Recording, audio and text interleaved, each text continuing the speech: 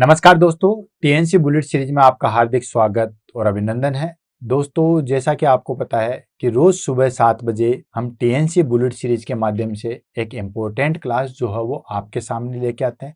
उस क्लास से रिलेटेड जो भी हमारे पास में डाउट्स होते हैं उनको हम क्लियर करते हैं। साथ के साथ इन फ्यूचर से कौन कौन से क्वेश्चन पूछे जा सकते हैं उन सब के बारे में जो है वो हम चर्चा करते हैं। कहने का तात्पर्य यही है कि हम जो है वो क्रिस्टल क्लियर करके उस टॉपिक को जो है वो हम क्लियर करते हैं। और ये जो हमने आज टॉपिक लिया है हर्निया, वो लिया हमने 200 मोस्ट इंपॉर्टेंट टॉपिक की लिस्ट से। जैसा कि आपको बताइए कि जो हम टॉपिक सेलेक्ट करते हैं वो इम्पोर्टेंट तो होता ही होता है। वो टॉपिक हमारे पास में हम दो तरीके से सेलेक्ट करते हैं। पहला हमारे पास में होता है दोस्तों आपकी फरमाइश पे, यानी कि जिन बच्चों को सबसे ज़्यादा दिक्कत आती है किसी टॉपिक में वो हमें कमेंट करके बता देता है, तो उस टॉपिक को हम टीएनसी बुलेट सीरीज के अंदर लेते हैं। सेकेंड हम चूज करते हैं दोस्तों हमारे पास में कि मैंने 200 मोस्ट इंपॉर्टेंट टॉपिक की लिस्ट बनाई है। जितने भी हमारे पास में कॉम्पिटिटिव एग्जाम हैं उनमें कौन कौन से टॉपिक से सबसे ज़्यादा क्वेश्चन आते हैं, उन सबको सारी एग्जाम को सर्च करके जो है वो दिन रात मेहनत करके जो है वो एक लिस्ट बनाई है, जिसको हमने नाम दिया है 200 मोस्ट इंपॉर्टेंट टॉपिक। उसी से जो है वो क्वेश्चन निकल के आते हैं, उससे बाहर जो है वो कोई क्वेश्चन निकल के नहीं आता है। तो जो हमारे पास में 200 मोस्ट इंपॉर्टेंट टॉपिक की लिस्ट है, ठीक है, वो ऑलरेडी आपके पास में होगी। जिनके पास में नहीं है वो सीधा टेलीग्राम पे जाके मांग देख सकता है। टेलीग्राम पे लिंक का सीधा सीधा है, चूंकि आप अर्जुन कुमावत के नाम से देख सकते हो या अर्जुन सर के नाम से देख सकते हो, या टीएनसी में जाके आप वहां पे भी सर्च कर सकते हो, आपको दिख जाएगा। फोटो लगी हुई है, मेरी लगी हुई है, ठीक है। वहां पे आप बोलोगे तो आपको वो चीज जो है वो मिल जाएगी। तो ये जो हमारे पास में टॉपिक सेलेक्ट किया है वो हमने किया 200 मोस्ट इंपॉर्टेंट लिस्ट से। ऑलरेडी हमने बहुत सारे टॉपिक उसमें से कंप्लीट कर लिए हैं, जो जो बचे हुए हैं उनको भी हम कंप्लीट करेंगे, देन उसके बाद आगे बढ़ेंगे। तो दोस्तों शुरुआत करते हैं 268 number class, that is called hernia. और रोज क्लास बताने का तात्पर्य एक ये भी होता है कि हर एक दिन का इंपॉर्टेंस हमें पता रहे, ठीक है। पूरे 365 दिन जो है वो हमारे पास में एक साल के अंदर होते हैं, तो 2025 के जो है वो हमारे पास में 267 डेज जो है वो ऑलरेडी जा चुके हैं। अब हमारे पास में सिंपली जो है वो हमारे पास में कुछ दिन और बचे हैं। तो ध्यान रखना, ऑलरेडी जो हमारे पास में 97 डेज बचे हैं, इसमें तो कितनी मेहनत हमें और करनी है ताकि इसी साल के अंदर हम जो है वो गवर्नमेंट जॉब प्राप्त कर सके, वो चीजें आपको पता रहे। तो चलते हैं, बढ़ते हैं आगे और इस क्लास के बारे में जो है वो डिस्कस करते हैं। तो सबसे पहले हम बात कर लेते हैं क्वेश्चन आंसर की। अच्छा, क्वेश्चन आंसर से पहले मैं आपको एक किस्सा सुनाना चाहता हूं कि एक बच्चे ने जो है वो टेलीग्राम पे मैसेज किया था। उसने कहा था कि सर सबसे अच्छा पार्ट तो मुझे आपका क्वेश्चन आंसर वाला ही लगता है, ठीक है। कोई भी टीचर पढ़ाता है तो वो ये नहीं बताता है कि इसके अंदर हम क्या पढ़ेंगे, प्लस दूसरी चीज कौन कौन से क्वेश्चन निकल के आते हैं, लेकिन आप जो है वो शुरू में बता देते हो कि इस टॉपिक से ये क्वेश्चन निकल के आते हैं। और ये भी बड़ी चीज होती है दोस्तों, क्योंकि मैटर आज किसके पास नहीं है। यूट्यूब रहा, देन गूगल रहा, आजकल तो चैट जीपीटी भी आ गया है, एआई आ गया है, मार्केट में इतनी सारी गाइड आ गई है। मैटर सबके पास में है, बुक्स आपके पास में, लेकिन आपने कोई भी बुक्स खोली, ठीक है, कोई भी टॉपिक आपने लिया, जैसे आपने ड्यूक्यूबेटिक अल्सर लिया, ठीक है, उस ड्यूप्लिकेटिव अल्सर में कौन सा क्वेश्चन आ सकता है वो इंपॉर्टेंट है, ठीक है।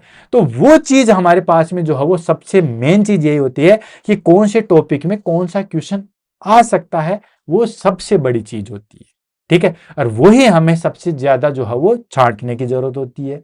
और वो जिसने छांट लिया, जिसने पढ़ लिया, क्या पढ़ना है उससे कहीं ज्यादा इंपॉर्टेंट ये होता है कि क्या छोड़ना है। कहीं हम ऐसी चीजों में उलझ जाते हैं जिसका एग्जाम से कोई ताल्लुक ही नहीं होता, ठीक है। तो ऐसी चीजों में उलझ जाने से हमारे पास में टाइम वेस्ट भी होता है, हमारा दिमाग भी खत्म होता है, एनर्जी भी वेस्ट होती है। तो इसीलिए मैं एक क्वेश्चन आंसर लेके आता हूं सबसे पहले कि देखो इस टॉपिक में हम ये तो पढ़ेंगे और ये एग्जाम में क्वेश्चन पूछा जाता है, ठीक है, और उसके बाहर कोई क्वेश्चन पूछा भी नहीं जाता है। जैसे हम बात करते हैं, जैसे एंटीडोट हम पढ़ते हैं, तो एंटीडोट बहुत सारे एंटीडोट हम पढ़ते हैं, लेकिन उसमें मैं आपको इंपॉर्टेंट बताता हूं कि ये तो एग्जाम में आएगा ही आएगा, ठीक है। तो उसी तरीके से जो है वो हम इसको लेके आते हैं, देन उसके बाद आगे बढ़ते हैं। तो सबसे पहले हम बात कर लेते हैं क्वेश्चन आंसर की। तो दोस्तों आज का टॉपिक हमारे पास में है हर्निया।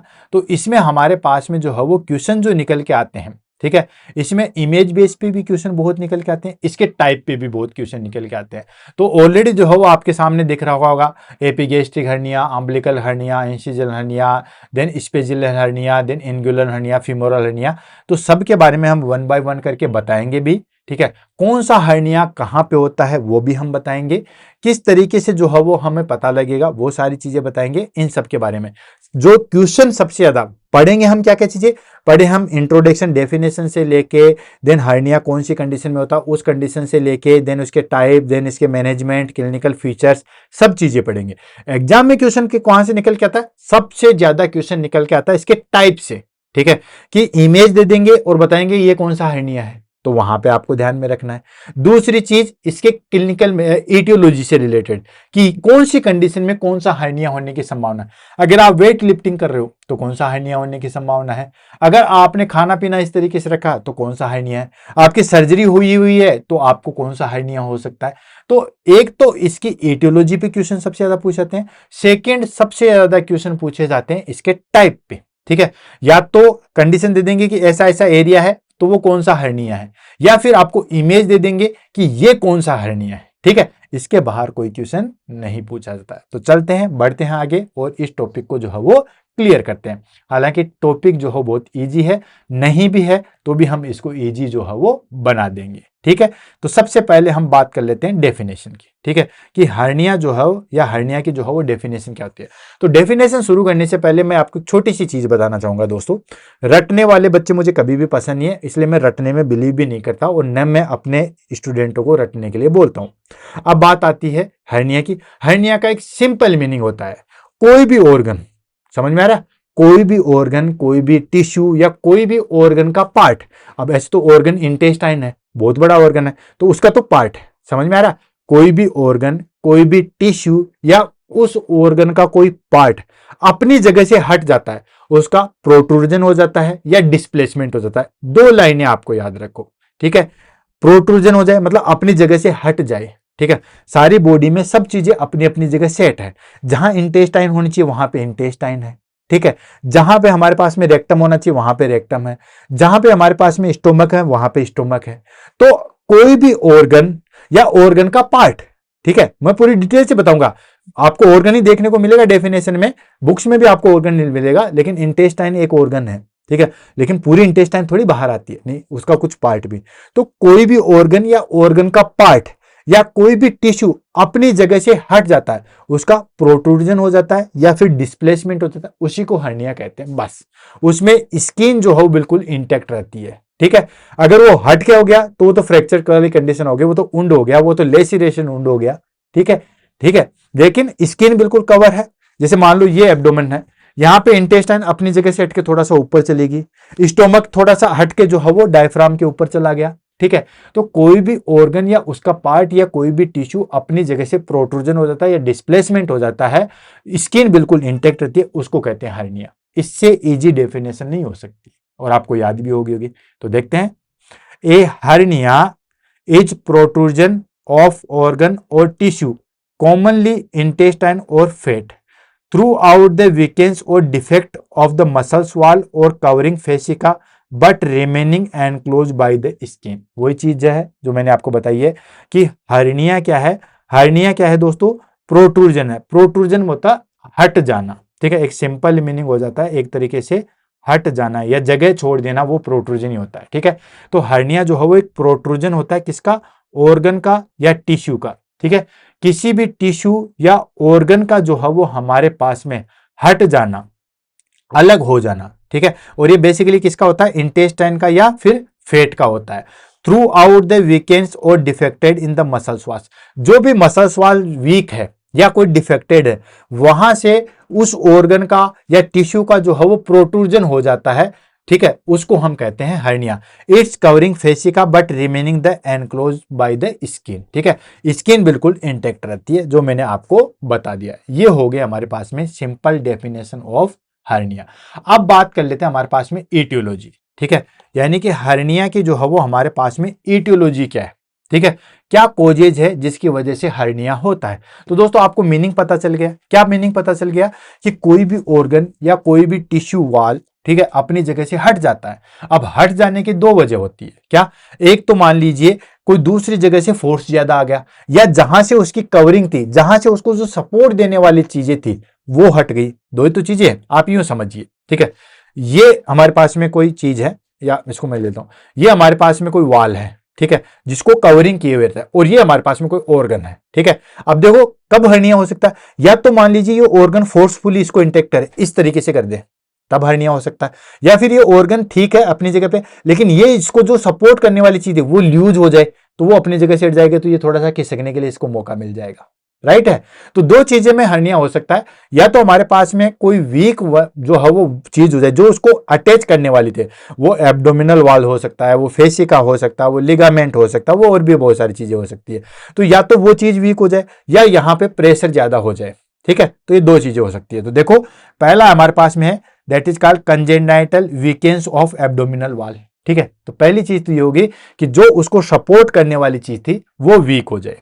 ठीक, सेकंड आता है एक्वायर्ड कोजेज। एक्वायर्ड कोजेज में क्या था, ये वाला, ये चीजें ज्यादा फोर्स करे। अब ये चीज तो हो गई, ये तो वीक हो गई, इसकी वजह से जो है वो हर्निया हो गया। दूसरी ये वाला चीज, जैसे क्रोनिक कफ है, कॉन्स्टिपेशन है, देन स्ट्रेंडिंग ड्यूरिंग यूरिनेशन है, जैसे बीपीएच स्ट्रक्चर है। देखो ध्यान समझिए, कफ हम करते हैं बार बार खांसी हम लेते हैं, तो उसकी वजह से प्रेशर पड़ता है हमारे पास में, डायफ्राम पे भी पड़ता है, स्टोमक में भी पड़ता है, और जो एब्डोमिनल वाला एरिया है खासतौर से इंटेस्टाइन, उस पे भी प्रेशर पड़ता है। ठीक है, आपने देखा कभी कभी खांसी के टाइम पे यूरिन पे भी इतना प्रेशर आ जाता है कि यूरिन की कुछ ड्रॉप भी बाहर निकल जाती है। ठीक है, तो बहुत ज्यादा लंबे समय तक कफ हो, या फिर आपने देखा होगा दैट इज कॉल्ड कॉन्स्टिपेशन हो जाए। कॉन्स्टिपेशन हो जाता है तो हम प्रेशराइज करते हैं, प्रेशराइज करते हैं तो जो ब्लड वेसल्स है वो अपनी जगह से हट जाती है। ठीक है, बीपीएच हो जाता है तो हम यूरिनेशन करते हैं, तो उसमें हमें जोर लगाना पड़ता है। ठीक है, तो ये सारे के सारे एक्वायर्ड कोजेज है। मैंने आपको दो चीज बताई, एक तो इसको सपोर्ट करने वाली चीजें, तो ये तो होगी congenital weekend of abdominal wall. Second acquired causes मतलब ये वाला चीज एरिया, मतलब ज्यादा कफिंग लग रही है, कॉन्स्टिपेशन की कंडीशन आ जाइए, या यूरिनेशन में दिक्कत आ गई, जैसे बीपीएच वगैरह हो गया उस कंडीशन में। नेक्स्ट आती है हेवी लिफ्टिंग, सबसे मेन कोजेज है, काफी बार एग्जाम में पूछा गया है हेवी लिफ्टिंग। ठीक है, आपने जिम वगैरह की होगी कभी, ठीक है, जिम या जिमण कुछ तो किया होगा, तो जिम वगैरह की होगी तो आपने देखा होगा लंगोट बांध के करते हैं, या आपने रोज जो है वो शॉर्ट्स देखते होंगे आप इंस्टाग्राम वगैरह पे, तो आप देखते होंगे कि जो वेट लिफ्टिंग वाले होते हैं वो यहाँ पे बहुत बड़ा मोटा सा बेल्ट लगा के रखते हैं। ठीक है, क्यों? क्योंकि जब हैवी लिफ्टिंग करोगे तो आप बहुत ज्यादा जोर लगाओगे, तो हो सकता है उस जोर की वजह से जो है वो हर्निया हो जाए। ठीक है, तो उसके लिए यहाँ पे बेल्ट लगाया जाता है, बहुत टाइटली बेल्ट बांधा जाता है। इवन जिम करते हैं तो जब हैवी लिफ्टिंग करते हैं तभी भी हम बहुत ज्यादा बेल्ट टाइट वाला जो है वो लगा के रखते हैं, that is called heavy lifting. ठीक है, next pregnancy and obesity.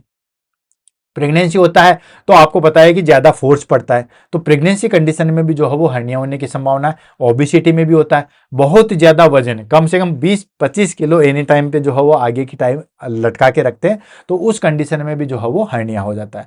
Next आता है प्रीवियस सर्जिकल इंसिजन, जिसको हम इंसिजल हर्निया कहते हैं। पहले कभी कोई इंसिजन हुआ है या कोई पहले सर्जरी हुई है, तो वहां पे भी जो है वो ऑर्गन डिस्प्लेसमेंट होने की संभावना है, वो ऑर्गन वहां से भी जो है वो हटने की संभावना है। ठीक है, नेक्स्ट आता है एजिंग। जैसे जैसे एज बढ़ती है वैसे वैसे हमारे मसल्स वीक हो जाती है, वहां पे भी हर्निया की संभावना हो जाती है। तो ये हमारे पास में इटियोलॉजी या कुछ कोजेज है जो कि हर्निया को जो है वो डिनोट करते हैं, या हर्निया को जो है वो बढ़ावा देते हैं। क्लियर है? नेक्स्ट आ जाता है हमारे पास में टाइप ऑफ हर्निया। सबसे इंपॉर्टेंट थिंग्स आज की क्लास की, that is called type of hernia. ठीक है, तो वन बाय वन करके ले लेते हैं, देन उसके बाद जो है वो हम आगे बढ़ते हैं। तो सबसे पहले हम ले लेते हैं अकॉर्डिंग टू साइट। ठीक है, पहले हम हर्निया लेंगे अकॉर्डिंग टू साइट। साइट के अनुसार हर्निया कहां पे हो रहा है, इनगुनल हर्निया, इनगुनल एरिया में हो रहा है तो इनगुनल हर्निया, डायफ्राम वाले में एरिया हो रहा है तो डायफ्रामेटिक हर्निया। ठीक है, देन उसके बाद फिमोरल में हो रहा है तो फिमोरल हर्निया। ठीक है, अम्बलिकस पे हो रहा तो अम्बलिकल हर्निया। तो पहले हम हर्निया लेंगे अकॉर्डिंग टू साइट के अनुसार। ठीक है, तो पहले हम साइट के अनुसार जो है वो हर्निया लेते हैं, देन उसके बाद अलग तरीके से जो है वो कैटेगराइज करेंगे। तो साइट के अनुसार सबसे पहले हर्निया आ जाएगा हमारे पास में, that is called first inguinal hernia. ठीक है, सबसे पहला आ जाएगा इनगुनल हर्निया, सबसे मोस्ट कॉमन होता है, सबसे ज्यादा प्रेजेंट होने वाला हर्निया है। ध्यान में रखना, काफी बार एग्जाम में पूछा गया है इंग्यूनल हर्निया। आप देखो इंग्यूनल हर्निया नाम से पता है, जो इंग्यूनल कैनाल है वहां पे जो हर्निया होता है उसको होते हैं इंग्यूनल हर्निया। ये देखिए, ठीक है, ये हमारे पास में देख रहे हो, that is called inguinal hernia. ये हमारे पास में पेल्विक वाला एरिया है, यहाँ पे जो है वो इंटेस्टाइन वॉल से कोई चीज बाहर आ गई, ये हो गए इंग्यूनल हर्निया। बहुत सारे बच्चे इंग्यूनल हर्निया में और फिमोलर हर्निया में जो है वो कंफ्यूज होते हैं। पूरी इमेज में आपको बता देता हूं दोस्तों। इंग्यूनल हर्निया जो है वो हमारे पास में जो पेल्विस कैविटी शुरू होती है वहां पे होता है, ठीक है। और जो फिमोरल हर्निया है वहां वो होता है हमारे पास में जहां से हमारे पास में जो है वो थाइज चालू होती है वहां पे, ठीक है। तो दोनों में कंफ्यूज नहीं होना है। सबसे पहले हमने ले लिया इंग्यूनल हर्निया, जो इंग्यूनल कैनाल है, ठीक है, ये इंग्यूनल कैनाल है, यहां पे जो है वो हर्निया प्रेजेंट होता है, इसको हम बोलते हैं इंग्यूनल हर्निया। और ये जो है वो हमारे पास में दो टाइप का होता है, डायरेक्ट और इनडायरेक्ट, ठीक है। पहले हम हर्निया को देख लेते हैं। ये इमेज आप देख रहे हो, ठीक है। तो ये देखिए, बच्चे सबसे ज्यादा कंफ्यूज कहां होते हैं दोस्तों? इंग्यूनल हर्निया में एंड फिमोरल में, बाकी कंफ्यूज नहीं होते। अम्बिलिकल हर्निया अच्छे तरीके से करके आ सकता है क्योंकि अम्बिलिकस में होता है। एपिगैस्ट्रिक हर्निया या डायफ्रामेटिक हर्निया वो आराम से कर सकता है क्योंकि डायफ्राम के पास में है, ठीक है। इंसिजन हर्निया वो कर सकता है, कोई दिक्कत नहीं, क्योंकि जहां कहीं पे भी इंसिजन हुआ वहां पे हर्निया हो गया, ठीक है। देन स्पेजियल हर्निया जो हमारे पास में बेसिकली इंटेस्टाइन या स्प्लीन के टाइम पे होता है, वहां पे कंफ्यूजन होता है हमारे पास में इंग्यूनल हर्निया और फिमोलर हर्निया में, ठीक है। और सबसे ज्यादा एग्जामिनर यहीं से पूछता है, जहां बच्चे कंफ्यूज है वहीं पे एग्जामिनर ने पूछा। तो जो इंग्यूनल कैनाल है वहां पे जो हर्निया होता है इसको बोलते हैं इंग्यूनल हर्निया। और जो हमारे पास में फीमल स्टार्ट हो जाती है वहां पे जो हर्निया है that is called femoral hernia. तो दोनों में कंफ्यूज नहीं होना है। हम सबसे पहले पढ़ रहे हैं इंग्यूनल हर्निया। इंग्यूनल कैनाल में होता है जहां पे पेल्विस कैविटी शुरू होती है वहीं पे होता है। जितने भी हर्निया होते हैं उसमें सबसे ज्यादा जो है वो हमारे पास में यही हर्निया जो है वो प्रेजेंट होता है। लगभग 75% में जो है वो यही प्रेजेंट होता है। और ये जो है वो दो टाइप का होता है, that is called indirect inguinal hernia and direct inguinal hernia. Indirect inguinal hernia में क्या होता है दोस्तों? ये हमारे पास में प्रोट्रूडर्स होता है through deep inguinal ring often the congenital. ये बेसिकली जो है वो कंजेनाइटल होता है, ठीक है। और ये जो है वो हमारे पास में डीप इंग्यूनल रिंग तक ही होता है, ठीक है। और जो डायरेक्ट इंग्यूनल हर्निया होता है उसका प्रोट्रूजन होता है थ्रू द हैसेलबेस ट्राइंगल एक्वायर्ड, ठीक है, यानी कि उसके आगे तक हो जाता है, उसको हम कहते हैं डायरेक्ट इंग्यूनल हर्निया। तो सबसे ज्यादा प्रेजेंट होने वाला हर्निया कौन सा होता है? इंग्यूनल हर्निया होता है, सबसे मोस्ट कॉमन होता है, 75% में होता है। और ये दो टाइप का होता है। ये जो आप देख रहे हो that is called inguinal hernia. Next आ जाता है हमारे पास में that is called femoral hernia. Already just साथ साथ मैंने आपको दोनों को बताया था, ठीक है। ये तो देखो, ये तो आ गया इंग्यूनल हर्निया, ठीक है। ये जो हमारे पास में इंग्यूनल लिगामेंट है उसके जस्ट नीचे की साइड में, ऊपर की साइड में होता है, इसको हम कहते हैं that is called inguinal hernia. ये जो लिगामेंट है उसको टीयर करके आगे की तरफ बढ़ जाता है, इसलिए इसका नाम दिया है इंग्यूनल हर्निया। इसके नीचे की साइड में जो प्रेजेंट होता है उसको हम बोलते हैं फीमोरल हर्निया, ठीक है। यानी कि इसके अंदर क्या होता है? प्रोट्रूजन होता है through out femoral canal, more common in female, high risk of strangulation, ठीक है। यानी कि ये जो हमारे पास में फीमोरल हर्निया वो बेसिकली फीमेल्स में सबसे ज्यादा प्रेजेंट होता है। और ये इसके अंदर क्या होता है कि जो फीमोरल कैनाल है उसको भी जो है वो क्रॉस ओवर करके जो है वो निकल जाता है। नेक्स्ट आता है हमारे पास में that is called umbilical hernia. नाम से पता चल रहा है अम्बिलिकल हर्निया क्या होता है? अम्बिलिकस में प्रेजेंट होता है, या जो अम्बिलिकल वाली चीजें हैं, ठीक है, अम्बिलिकस है वहां पे प्रेजेंट होगा। कई बार आपने देखा किसी की अम्बिलिकस बहुत ज्यादा जो है वो फुली हुई होती है, या अम्बिलिकस के पास में जो है वो छोटा सा उभारनुमा संरचना होती है, ठीक है, जिसको हम बोलते हैं अम्बिलिकल हर्निया। हर्निया समझने में बहुत ईजी है, ठीक है, कोई दिक्कत नहीं है, नाम से ही सारी चीजों का पता चल रहा है। दिक्कत सिर्फ आती है इंग्यूनल हर्निया में और फीमोरल में, जो कि मैंने आपको ऑलरेडी जो है वो बता दिया था। इसके अंदर क्या होता है दोस्तों? इसके अंदर प्रोट्रूजन होता है ऑफ अम्बिलिकस। अम्बिलिकस का जो है वो प्रोट्रूजन होता है, और ये बेसिकली जो है वो कॉमन जो है वो इन्फेंट्स में देखने को मिलता है एंड मल्टीपेरस वुमन, ठीक है। मल्टीपेरस मतलब बहुत सारे बच्चे जो डिलीवरी के टाइम पे होते हैं, ठीक है, उनमें जो है वो प्रेजेंट होता है। तो ये जो हमारे पास में अम्बिलिकल हर्निया वो हमारे पास में अम्बिलिकस पे होता है, और एक छोटा सा जो है वो उभारनुमा संरचना आती है जिसके अंदर इंटेस्टाइन जो है वो आ जाती है, इसको हम बोलते हैं अम्बिलिकल हर्निया। नेक्स्ट आ जाता है हमारे पास में that is called epigastric hernia. Epigastric नाम से पता चल रहा है, एपिगैस्ट्रिक मतलब डायफ्राम के टाइम पे, ठीक है, यानी कि protrusion through out the Linnaea Elba about the umbilicus, ठीक है, यानी कि जो हमारे पास में एपिगैस्ट्रिक अलग है, डायफ्रामेटिक अलग है, ठीक है, दोनों का ध्यान रखना। एपिगैस्ट्रिक हमारे पास में होता है जस्ट अम्बिलिकस से ऊपर की तरफ होता है, और जो हमारे पास में लीनिया एल्बा होती है उसके जस्ट ऊपर की साइड की रिंग को भी जो है वो क्रैक कर जाता है, जिसको हम कहते हैं दोस्तों एपिगैस्ट्रिक हर्निया। नेक्स्ट आता है इंसिजनल हर्निया। इंसिजनल हर्निया नाम से पता चला है कभी ना कभी जो है वो पास्ट कंडीशन में या पास्ट के टाइम पे जो है वो कोई ना कोई इंसिजन हुआ है, कोई ना कोई सर्जरी हुई है उसके साइड पे, यानी कि जहां पे सर्जरी हुई है वहां पे वुंड हीलिंग जो है वो प्रॉपर नहीं हुई है, जिसकी वजह से हर्निया हो चुका, उसको हम बोलते हैं इंसिजनल हर्निया। एग्जाम में भी ये पूछा था कि इंसिजन की वजह से हर्निया होता है वो कौन सा होता है, तो इंसिजन हर्निया होता है। एग्जाम में कई बार पूछते हैं इंसिजन हर्निया किसकी वजह से होता है, ऐसे पूछते हैं। तो पहला हो जाता है हेवी लिफ्टिंग, तो बच्चे सोचते हैं हाँ यार हर्निया तो हेवी लिफ्टिंग की वजह से होता है। कई बार बोल देते हैं हमारे पास में और चीजों की, और लास्ट ऑप्शन दिया जाता है इंसिजन की वजह से या सर्जरी की वजह से। तो ध्यान रखना इंसिजन हर्निया जो है वो हमारे पास में सर्जरी की वजह से होता है। तो occurs at site of previous surgery, और क्यों होता है उसकी जगह, due to poor wound healing, ठीक है, उसके अंदर जो है वो हमारे पास में वुंड हीलिंग जो है वो हमारे पास में पुअर होती है, जिसकी वजह से इंसिजनल हर्निया जो है वो हमें देखने को मिलता है, ठीक है। तो ये हो गया हमारे पास में इंसिजनल हर्निया, ठीक है, occur at site of previous surgery due to poor wound healing, ठीक है, ये हो गया इंसिजनल हर्निया। नेक्स्ट आ जाता है हमारे पास में हाइटस हर्निया, जिसको हम जो है वो डायफ्रामेटिक हर्निया भी कहते हैं। इसके अंदर क्या होता है दोस्तों, इसके अंदर हमारे पास में stomach protruded into the thoracic cavity through the diaphragm, यानी कि डायफ्राम को क्रॉस करके जो है वो स्टोमक जो है वो किस में चला जाता है, थोरेसिक कैविटी में। जैसे यहाँ पे नॉर्मली क्या होता है दोस्तों, पहले इमेज में देखिए, ये हमारे पास में डायफ्राम है, नॉर्मल कंडीशन है, यहाँ पे हमारे पास में इसोफेगस आ रही है, और ये जो है हमारे पास में स्टोमक नॉर्मल कंडीशन में इस तरीके से है। इस कंडीशन में क्या होता है, यहाँ पे डायफ्राम वीक हुआ, ठीक है, या तो स्टोमक में प्रेशर ज्यादा निकला, ठीक है, स्टोमक में हमारे पास में प्रेशर ज्यादा हुआ, या फिर ये डायफ्राम की मसल जो है वीक हो गई। तो डायफ्राम की मसल्स जो है वो वीक होने की वजह से क्या होता है, ये स्टोमक आगे की तरफ निकल गया, इसको हम बोलते हैं हाइटल हर्निया, ठीक है। तो इमेज जो है वो जरूर देखिए, इसको इसोफेजियल हाइटस जो है उसके नाम से भी जो है वो जाना जाता है। तो ये हो गया हाइटस हर्निया, ठीक है। तो ये हमारे पास में हर्निया के टाइप थे according to site.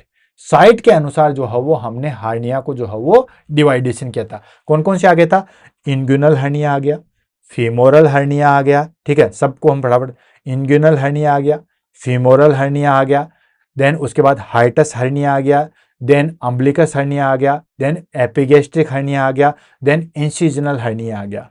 I think मुझे नहीं लगता किसी भी हर्निया में आपको किसी भी प्रकार से कोई चीज की दिक्कत है। अब नेक्स्ट क्लासिफिकेशन ले लेते हैं अकॉर्डिंग टू कंडीशन, ठीक है।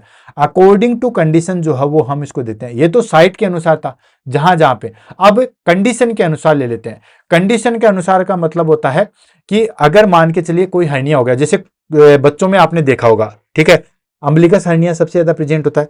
अम्बिलिकस हर्निया बच्चा जब रोएगा तब ऐसे बिल्कुल फूल जाता है, लेकिन बच्चा अगर नॉर्मली सोता हुआ रहेगा या उसको हम थोड़ा सा प्रेस करेंगे तो वो हर्निया जो है वो नीचे की साइड में चला जाएगा, या ऐसा लगेगा कि हर्निया जो है वो हमारे पास में है ही नहीं, इसको हम बोलते हैं। तो इस तरीके से कुछ हर्निया ऐसे होते हैं जिनको हम वापस प्रेस करेंगे तो अपनी जगह पे नहीं जाएंगे, ठीक है। कुछ हर्निया ऐसे होते हैं जो कि बिल्कुल ऑब्स्ट्रक्शन ही कर देते हैं, बिल्कुल बंद ही हो जाते हैं, ठीक है। कुछ हर्निया ऐसे होते हैं जो दूसरे को और जो है ब्लड सप्लाई सबको डिक्रीज कर देते हैं, वो होता है अकॉर्डिंग टू कंडीशन, ठीक है। वन बाय वन करके लेते हैं, देन उसके बाद आगे बढ़ेंगे, बड़ा मजा आने वाला है। तो पहली साइट वाला समझ में आ गया। पहले हमने हर्निया की साइट के अनुसार देखा था कि हर्निया कहां पे हो रहा है, ठीक है। तो इंग्यूनल कैनाल में जो हर्निया हो रहा था, इंग्यूनल लिगामेंट से जब बाहर की साइड में आ रहा था, इसको हमने बोला इंग्यूनल हर्निया, ठीक है। इंग्यूनल हर्निया के जस्ट नीचे होता हमारे पास में फीमोरल हर्निया, ठीक है। नेक्स्ट हमने पढ़ा अम्बिलिकस हर्निया, जो अम्बिलिकस पे होता है। नेक्स्ट हमने पढ़ा एपिगैस्ट्रिक, अम्बिलिकस और डायफ्राम के जस्ट बीच में होता है, देतिका एपिगैस्ट्रिक हर्निया। नेक्स्ट हमने पढ़ा इंसिजनल हर्निया। नेक्स्ट हमने पढ़ा दोस्तों हाइटल हर्निया, ठीक है। तो ये तो हमने हर्निया के पढ़े थे साइट के अनुसार। अब कंडीशन के अनुसार ले लेते हैं। कंडीशन के अनुसार जो है वो हमारे पास में कौन कौन से आते हैं, तो पहला आ जाता है हमारे पास में that is called reducible hernia. ठीक है, समझो ध्यान से तभी चीज समझ में। रिड्यूसिबल हर्निया में क्या होता है, जैसे हर्निया हुआ, ठीक है, हर्निया बाहर की तरफ निकला हुआ, अगर मैं उसको थोड़ा सा जो है वो प्रेस करूंगा तो वो वापस अपनी जगह पे चला जाएगा। ठीक है, ऐसे लगेगा ही नहीं कि हर्निया है। ठीक है, बाहर से देखने से लगेगा हर्निया है, आपने थोड़ा सा उसको प्रेस किया, वापस अपनी जगह पे चला गया, अपनी पुरानी जगह पे वापस चला गया। ठीक है, जब तक फिर प्रेशर पड़ेगा देन फिर निकल के आ जाएगा, तो वो होता है रिड्यूसिबल हर्निया। यानी कि content can be pushed back into the abdominal cavity. मैंने आपको बहुत अच्छा एग्जांपल दिया था अम्बिलिकस हर्निया। ठीक है, बच्चों में होता है, इन छोटे बच्चों में देखने को मिलेगा, जब सोया हुआ रहेगा या आप थोड़ा सा भी उसको प्रेस करोगे नीचे चला जाएगा, that is called reducible hernia, या इसको हम कहते हैं यानी कि थोड़ा सा अगर आपने प्रेस किया तो वापस अपनी जगह पे चला गया, that is called reducible hernia. Second आ जाता है इरिड्यूसिबल हर्निया या इनक्रेसिडेटेड हर्निया, नाम से पता चल रहा है। ठीक है, यानी कि अगर हम उसको प्रेस करेंगे तो वापस अपनी जगह पे नहीं जाएगा, लेकिन वो ऑब्स्ट्रक्शन नहीं कोज करता। जैसे फॉर एग्जांपल, अब इसको यूं समझिए, ठीक है ना, तीनों को मैं ले लेता हूं। हर्निया हुआ, ठीक है, इंसिजन हर्निया हुआ, मान लो कोई पहले सर्जरी हुई, या इंसिजन को छोड़ो आप अम्बिलिकस हर्निया को ले लो, सबसे अच्छा एग्जांपल। अम्बिलिकस हर्निया में क्या हुआ कि अम्बिलिकस के पास से जो है वो इंटेस्टाइन थोड़ी सी बाहर निकल गई, स्किन बाहर से इंटेक्ट है। अब अगर आपने थोड़ा सा उस पर प्रेस लगाया, वो इंटेस्टाइन वापस अपनी जगह पे चली गई, that is called reducible hernia. Second क्या होता है, इरिड्यूसिबल हर्निया। इरिड्यूसिबल हर्निया में क्या होता है कि आपने उसको प्रेस किया तो वापस अपनी जगह पे नहीं जाएगा, वो वैसे के वैसे रहेगा, लेकिन कोई ऑब्स्ट्रक्शन नहीं है, खाना पीना उसकी वजह से जा रहा है, वो बाहर से आके यूं चला जाएगा, उसमें अगर कर्व हो गया तो वो कर्व होके वापस चला जाएगा, लेकिन किसी प्रकार का कोई ऑब्स्ट्रक्शन नहीं होगा। तीसरा आ जाता है ऑब्स्ट्रक्शन हर्निया, मतलब कि अब हर्निया न तो पीछे जा रहा है और ऑब्स्ट्रक्शन हो गया, आगे कोई चीज बाहर जा ही नहीं रही है। ठीक है, तो वो आ गया हमारे पास में ऑब्स्ट्रक्शन हर्निया। अब मैं एक इमेज लेता हूं ताकि तीनों चीजों को जो हो मैं क्लियर कर देता हूं। एक अच्छी सी इमेज मेरे को मिल जाए, ये I think it will be good. Okay, चल जाएगा, ठीक है, ये चल जाएगा। आप इसको ये छोड़ दो, ये नहीं लेंगे, इंसिजन हर्निया है, ये ले लेते हैं। हाँ, ओके ओके, ये मेरे लिए सबसे बेस्ट हर्निया हो जाएगा। ये लो, ये हर्निया है, इसी में मैं समझा देता हूं आपको। देखो ये हर्निया की कंडीशन है। ठीक है, अब कौन सा हर्निया है इसको आप छोड़ दो, यहां पे इंटेस्टाइन जो है वो बाहर आ गई। ठीक है, ये इंटेस्टाइन है, लार्ज इंटेस्टाइन है, और ये इससे जो है वो हमारे पास में लीना एब्रा से जो है वो क्रॉस ओवर करके बाहर आ गई। अब सबसे पहले हमने क्या पढ़ा था दोस्तों, रिड्यूसिबल हर्निया। रिड्यूसिबल हर्निया में क्या था, यानी कि इसके ऊपर यहां पे जैसे ही हम प्रेस करेंगे, जैसे ये प्रेस करेंगे, ये अंदर की साइड में चला जाएगा और लगेगा ही नहीं कि हर्निया है, इसको हम कहते हैं रिड्यूसिबल हर्निया। जैसे अंदर प्रेशर, इधर के साइड में प्रेशर ज्यादा पड़ेगा तो ये वापस ऐसे पाउच लाइक स्ट्रक्चर बन जाएगी, पर ये इसको बोलेंगे रिड्यूसिबल हर्निया। सेकंड है इरिड्यूसिबल हर्निया। इरिड्यूसिबल हर्निया में क्या करते हैं, इसके ऊपर अगर हम प्रेशर लगाएंगे तो ये वापस अंदर नहीं जाएगा, लेकिन अच्छी चीज क्या है, इसके अंदर कोई ऑब्स्ट्रक्शन नहीं है। क्या नहीं है दोस्तों, इसके अंदर किसी भी प्रकार का कोई ऑब्स्ट्रक्शन नहीं है, खाना पीना इसके अंदर से जो है वो आ रहा है, जा रहा है, कोई दिक्कत नहीं है। तीसरा आ जाता है हमारे पास में ऑब्स्ट्रक्टेड हर्निया। उसमें क्या होता है कि ऑब्स्ट्रक्शन हो जाए, खाना अब इससे बाहर आगे की तरफ नहीं जा सकता। तो हर्निया समझ में आ गया, तीन टाइप के हर्निया एक ही डायग्राम में समझा दिए। तो पहला था हमारे पास में that is called reducible hernia, मतलब प्रेस करेंगे पीछे बैक में चला जाएगा, एब्डोमिनल कैविटी में चला जाएगा। सेकंड आ गया हमारे पास में irreducible hernia, content can not be reduced but no obstruction, यानी कि हम इसको प्रेस करेंगे तो पीछे की साइड में नहीं जाएगा, लेकिन किसी भी प्रकार की कोई ऑब्स्ट्रक्शन जो है वो नहीं है। थर्ड आ जाता हमारे पास में that is called obstructed hernia. Obstructed hernia में क्या है दोस्तों, intestinal obstruction present but blood supply is intact. ठीक है, इंटेस्टाइनल ऑब्स्ट्रक्शन प्रेजेंट हो जाएगा, यानी कि यहां पे जो फूड कंटेंट है, ठीक है, ये जो फूड कंटेंट है वो आगे की तरफ नहीं जाएंगे, फूड कंटेंट कोई भी आगे की तरफ नहीं जाएगा। लेकिन एक छोटी सी गुड न्यूज ये है, अब गुड न्यूज ही कहेंगे भाई, इतनी बुरी चीज हो जाएगी, पर कुछ तो है कि ब्लड सप्लाई प्रॉपर है, ताकि कोई नेक्रोसिस, कोई गैंग्रीन ना हो। ठीक है, तो ये हो गया हमारे पास में ऑब्स्ट्रक्टेड हर्निया। लास्ट आ जाता है हमारे पास में दैट इज कॉल्ड स्ट्रेगनेटेड हर्निया, इसके अंदर क्या होता है कि दोस्तों blood supply of herniated organ is compromised, यानी कि ब्लड सप्लाई भी जो है वो अब रुक जाएगी, जिसकी वजह से इस्चीमिया, नेक्रोसिस हो सकता है और इमीडिएटली जो है वो सर्जरी हमें रिक्वायर्ड होती है, क्योंकि अगर उसके बाद में अगर नहीं की तो इस्चीमिया, नेक्रोसिस हो गया, गैंग्रीन हो सकता है उस ऑर्गन को काटना ही पड़ जाए। तो हमने 4 प्रकार के जो है वो अकॉर्डिंग टू कंडीशन पढ़े थे। अकॉर्डिंग टू साइट हमने 6 हर्निया को पढ़ा था और अकॉर्डिंग टू कंडीशन हमने जो है वो 4 हर्निया पढ़े, reducible hernia, then irreducible hernia, then obstructed hernia, then strangulated hernia, और सबके बारे में मैंने बहुत अच्छे तरीके से समझा दिया था। पहले वाले में प्रेस करेंगे अंदर चला जाएगा, दूसरे वाले में प्रेस करेंगे अंदर नहीं जाएगा बट कोई ऑब्स्ट्रक्शन नहीं है, तीसरे वाले में ना अंदर जाएगा, ऑब्स्ट्रक्शन प्रेजेंट है, सिर्फ फूड कंटेंट का, ब्लड सप्लाई फिर भी ठीक है, और लास्ट वाले में ब्लड सप्लाई सब कुछ चीजें जो है वो अल्टर्ड होती है और इसमें हमें इमरजेंसी जो है वो सर्जरी रिक्वायर्ड होती है। तो अगर आपसे एग्जाम में पूछे कि कौन से हर्निया के अंदर इमीडिएटली सर्जरी रिक्वायर्ड होती है, तो दोस्तों स्ट्रेगनेटेड सर्जरी हर्निया के अंदर हमें इमीडिएटली सर्जरी की जो है वो रिक्वायर्ड होती है। क्लियर है, यहां तक चीज समझ में आ गई। ये हो गया हमारे पास में टाइप। अब बात कर लेते हैं हम क्लिनिकल फीचर्स के बारे में। ठीक है, किसी को हर्निया हो गया है तो कैसे आप पता लगाओगे, कैसे जो है वो सारी चीजों का पता लगेगा, इसको हम ले लेते हैं। तो बेसिकली हर्निया जो है वो देखने से ही पता चल जाता है। ठीक है, आप देखोगे तो आपको एक छोटी सी गांठ सी नजर आएगी, देन उसको पैल्पेट करोगे तो आपको फील हो जाएगा, आपको पता चल जाएगा कि यह चीज जो है वो हर्निया है। तो पहला क्लिनिकल फीचर्स आता है हमारे पास में विजिबल और पैल्पेबल स्वेलिंग। ठीक है, विजिबल और पैल्पेबल, देखने से और हम पैल्पेट करेंगे तो आपको जो है वो स्वेलिंग देखने को मिलेगी। ठीक है, देखने से भी और पैल्पेट करोगे तो आपको स्वेलिंग मिलेगी, वहां पे आपको लिम्फ मिलेगा। कहां कहां पे हम देखते हैं, ग्रोइन रीजन में देखते हैं, अम्बिलिकल वाले रीजन में देखते हैं, इंसिजन वाली साइड पे हम देखते हैं, क्योंकि हर्निया जो है वो यहीं पे प्रेजेंट होता है। ठीक है, सेकेंड क्लिनिकल फीचर्स हमें देखने को मिलता है swelling increases in coughing, straining and standing. जब भी हम खड़े होते हैं, जब भी हमारे पास में दबाव पड़ता है, जो भी हम कफिंग करते हैं, मैंने आपको बताया था अम्बिलिकस हर्निया का एग्जांपल कि बच्चे जब रोते हैं, ठीक है, तब वो हर्निया आपको बढ़ा हुआ दिखाई देगा, अदरवाइज वो नॉर्मली दिखता है। ठीक है, तो ये हो गया हमारे पास में, यानी कि swelling increases on coughing, stretching and standing time पे जो है वो हमारे पास में स्वेलिंग और बढ़ जाती है। And may disappear on lying down, reducible. ठीक है, यानी कि जैसे आप सीधा लेटा दोगे, ठीक है, नॉर्मली रिलैक्स होगा तो वो डिसअपियर हो जाता है। अगर डिसअपियर भी नहीं हो जाएगा तो इसकी साइज जो हो बिल्कुल छोटी हो जाएगी। जो हर्निया आपको इतना बड़ा दिख रहा था वो अब इतना सा हो जाएगा। ठीक है, जैसे आपने लाइंग डाउन पोजीशन में रख दिया तो हर्निया जो है वो हमारे पास में इतना सा ही हो जाएगा। ठीक है, मे डिसअपियर ऑन लाइन डाउन या रिड्यूसिबल। ठीक है, नेक्स्ट आता हमारे पास में पेन और डिस्कंफर्ट एट हाइटल साइन। ठीक है, वैसे देखा जाए तो पेन होता नहीं है, लेकिन समटाइम्स वहां पे जो है वो डिस्कंफर्ट या पेन जो है वो हमें फील होगा। ठीक है, यानी कि पेन और डिस्कंफर्ट जो है वो हमें हर्निया साइड पे देखने को मिलेगा। नेक्स्ट आता हमारे पास में कॉम्प्लिकेशन। क्या क्या कॉम्प्लिकेशन हो सकती है, तो दोस्तों आपको पता ही है कि ऑब्स्ट्रक्शन हो सकता है, स्ट्रेगुलस हो सकता है, यानी कि पूरी ब्लड सप्लाई जो है वो रुक सकती है, जिसकी वजह से सीवियर पेन होगा, वॉमिटिंग होगी, कॉन्स्टिपेशन हमें देखने को मिलेगा, टेंडर रिड्यूसिबल स्वेलिंग हमें जो है वो देखने को मिलेगी। ये आपको पता ही है।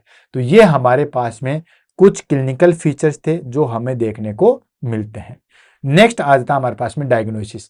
कैसे जो है वो आप पता लगाओगे कि ये हर्निया है, तो दोस्तों आपको पता ही है, सबसे पहले तो हम हिस्ट्री एंड फिजिकल एग्जामिनेशन, ठीक है, हिस्ट्री और फिजिकल एग्जामिनेशन करेंगे कि कोई भी लंबे समय तक कफ की हिस्ट्री तो नहीं है। ठीक है, रिड्यूसिबिलिटी, ठीक है, यानी कि कोई भी आपने एक्सरसाइज वगैरह कुछ भी, रिड्यूसिबिलिटी को छोड़ो, कि कोई भी एक्सरसाइज वगैरह या कोई भी जो है वो सर्जरी होगा, मतलब पूरी हिस्ट्री जो है वो आप कलेक्ट करोगे कि पहले कोई सर्जरी वगैरह तो नहीं हुई है, जिम वगैरह में हैवी लिफ्टिंग वगैरह तो नहीं की गई है, ये सब चीज़ें जो है वो आपकी हिस्ट्री में कलेक्ट करोगे। तो हिस्ट्री एंड फिजिकल एग्जामिनेशन करते हैं। नेक्स्ट आ गया हमारे पास में, that is called ultrasound abdomen and groin. Groin की अल्ट्रासाउंड और एब्डोमेन की जो है वो एब्डोमिनल या ग्रोइन में जो है वो अल्ट्रासाउंड करते हैं, और ये जो है वो हमारे पास में कन्फर्म डायग्नोसिस टेस्ट होता है। यूएजी करवाएंगे एंड ग्रोइन रीजन की यूएजी करवाएंगे तो कन्फर्म हो जाएगा कि हाँ ये हमारे पास में जो है वो हर्निया है। देन उसके बाद नेक्स्ट आता है सीटी और हमारे इन कॉम्प्लेक्स केसेस। ठीक है, कई बार जो है वो हमारे पास में यूएजी के द्वारा इतना कंफर्म नहीं हो पाता है कि वो हमारे पास में बिनाइन ट्यूमर है या वो हमारे पास में जो है वो हर्निया। मान लीजिए कि डायफ्राम के पास में हमारे पास में हो सकता है ट्यूमर हो जाए, ठीक है, तो वो हमारे पास में हर्निया ही है या फिर हमारे पास में जो है वो कोई ट्यूमर है। तो उस कंडीशन में अगर आइडेंटिफाई नहीं होता है तो फिर हम सीटी स्कैन और एमआरआई करते हैं। नेक्स्ट आता है हमारे पास में दैट इज कॉल्ड एंडोस्कोपी या बेरियम स्वेलो करते हैं, ठीक है, इन सस्पेक्टेड हाइटस हर्निया, ठीक है। हाइटस हर्निया इन सब में जो है वो हम एंडोस्कोपी करते हैं या फिर बेरियम स्वेलो करते हैं। एंडोस्कोपी में आपको बताइए कि एक फाइब्रो ऑप्टिक डिवाइस जो है वो सीधा माउथ के द्वारा इसोफेगस के अंदर से होते हुए जो है वो कहाँ डाला था, स्टोमक के अंदर। उसमें हम विजुअलाइजेशन कर सकते हैं, देख सकते हैं कि कहाँ पे जो है वो हमारे पास में हर्निया है। या बेरियम स्वेलो करते हैं, बेरियम स्वेलो भी ऑलरेडी मैंने करवा रखा है। बेरियम जो है वो हमारे पास में रेडियो एक्टिव सब्सटेंस होता है, इसको हम पिलाते हैं, देन उसके बाद उसको जो हम एक्सरे के माध्यम से देखते हैं कि वो बेरियम कहाँ कहाँ पे गया। तो जो हमारे पास में हर्निया है ऊपर नीचे कहाँ पे भी प्रोट्रूजन हुआ है उसको हम आसानी से जो है वो देख सकते हैं। तो ये डायग्नोसिस करके या ये जो है वो टेस्ट करके हम जो है वो हर्निया के बारे में जो है वो पता लगा सकते हैं। क्लियर है। नेक्स्ट आ जाता है हमारे पास में मैनेजमेंट। हर्निया का जो है वो आप मैनेजमेंट किस तरीके से करोगे। तो दोस्तों हर्निया का मैनेजमेंट हमारे पास में एक ही होता है basically, that is called surgery, surgery और सर्जरी, ठीक है। परमानेंट मेथड्स, डेफिनेटिव ट्रीटमेंट तो यही होता है। बाकी जब तक आप हर्निया को चला सको तब तक चला सकते हो। आप बेल्ट बांध के वहां पे कोई चीज अप्लाई करवा के उसको जो है वो पेशेंट को जब तक आप खींच सकते हो तब तक खींच सकते हो। अदरवाइज लास्ट और डेफिनेटिव ट्रीटमेंट हमारे पास में सर्जरी है। जो ऑर्गन खिसक चुका है तो उसके बाद सर्जरी होना ही जो है वो जायज होता है। तो जनरल प्रिंसिपल की अगर हम बात कर लेते हैं तो जनरल प्रिंसिपल में हमारे पास में पहली चीज आती है that is called definitive treatment is surgical repair. Permanent और डेफिनेटिव ट्रीटमेंट जो है वो हमारे पास में क्या होता है दोस्तों, ओनली ऑन जो है वो हमारे पास में सर्जिकल रिपेयर होता है, ठीक है। तो पहली चीज हमारे पास में क्या है दोस्तों, सर्जिकल रिपेयर करते हैं। नेक्स्ट आ गया हमारे पास में conservative management only if unfit patient. जैसे मान लीजिए कोई पेशेंट बहुत ज्यादा जो है वो डायबिटीज से सफर कर रहा है तो हम पहले उसके ग्लूकोज लेवल को मेंटेन करेंगे। या ऐसा पेशेंट जो सर्जरी में अभी फिट नहीं है तो उसमें हम हर्निया बेल्ट या ट्रस्ट जो है वो हम करके उसको मेंटेन करते हैं ताकि एक जगह जो है वो फिक्स रखे। कंजर्वेटिव मैनेजमेंट है जब तक कि पेशेंट फिट नहीं होता। ट्रीटमेंट आपका एक ही है, एक ही ध्यान रखना, न इसका कोई नर्सिंग मैनेजमेंट पर्टिकुलर है न इसका जो है वो कोई मेडिकल मैनेजमेंट है। इसकी एक ही डेफिनेटिव ट्रीटमेंट है that is called surgical repair. तो बेल्ट वगैरह हम यूज ले सकते हैं जब कोई पेशेंट अनफिट होते हैं, मतलब सर्जरी के लिए अभी अगर फिट नहीं है तो उसमें हम यूज में ले सकते हैं। लास्ट आ जाता है that is called emergency surgery if strangulation or obstruction. अगर ऑब्स्ट्रक्टिव हर्निया है या स्ट्रेगुलेशन हर्निया है तो उस कंडीशन में हम इमीडिएटली सर्जरी करते हैं। क्यों? क्योंकि दोस्तों आपको पता ही है ऑब्स्ट्रक्शन हो गया तो फिर आगे का खाना इंटेस्टाइनल ऑब्स्ट्रक्शन रहेगा और ज्यादा कॉम्प्लिकेशन आ जाती है।